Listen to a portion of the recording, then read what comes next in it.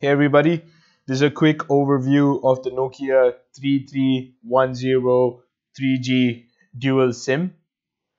I purchased this phone myself from a local retailer, and after purchasing the phone, I watched a bunch of YouTube reviews. Most of the reviews are talking about the nostalgia factor about the phone, or they compare it to other smartphones, which I just think is not comparable.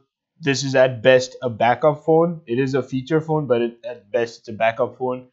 The phone itself doesn't come with any social media apps other than Facebook pre-installed, but they are all web apps, as you can see through this Opera store. They do work pretty decently, but again, it's a feature phone, so you can't expect it to have all features. And I would not recommend installing any apps or using any apps on this if you do have a smartphone. So the phone has a dual SIM card slot and a micro SD slot. It does not have Wi-Fi. It does have Bluetooth, although the Bluetooth is a little bit difficult to use. It's not as easy to pair with as other smartphone or smart devices. It does have a camera and it does have a video player. The camera is just absolutely terrible. Would not recommend it. Video player, again, the screen is such low resolution. Would not recommend it. And putting things on the SD card is always a hassle. So would not recommend this device for media consumption. In addition, it does not have Wi-Fi, so it's really difficult to download content of 3G. 3G does have its limitations, even though on this phone, it's a lot quicker than I've seen on even iPhones, for example. Another interesting thing is the contacts list. You do have to put in entries manually. This is something I haven't done in a while because I always used to have the contacts saved on the SIM card, and I did switch to a nano SIM card, so that's another thing I had to deal with.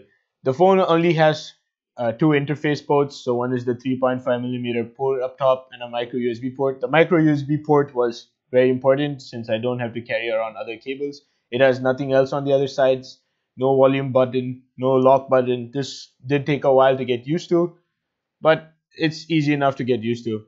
So taking apart the cover, we have the dual SIM card trays in the back and the micro SD card slot.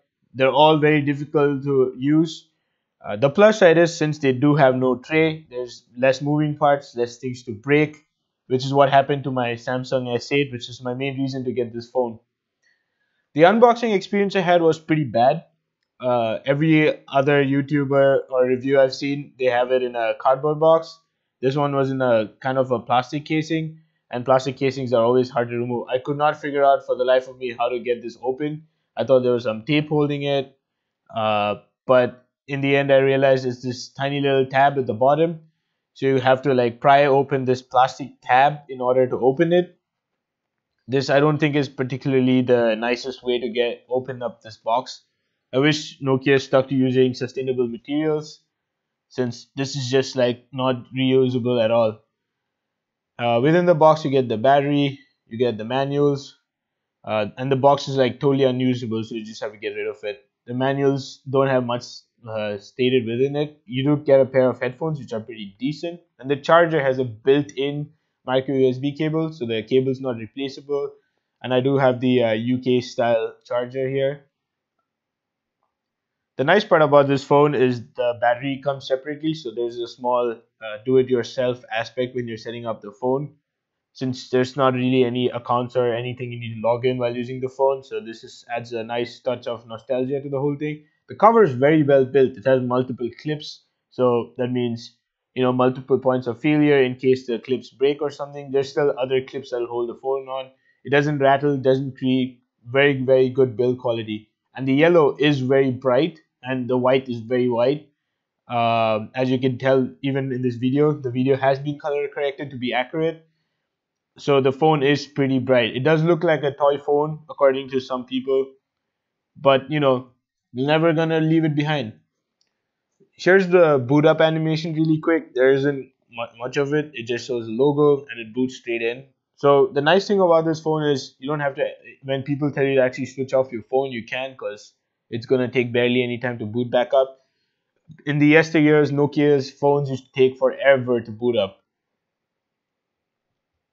Another quick thing I want to mention, which other YouTubers haven't touched upon, is the quick settings. It's a feature in a lot of smartphones where you swipe up or swipe from the bottom for iPhones. So if you just click and hold the hash key, you have the quick settings, so you can access your volume, your brightness, Bluetooth settings, data, which I would recommend keeping it off if you want to get extended battery time. And that's pretty much it. Thank you for watching.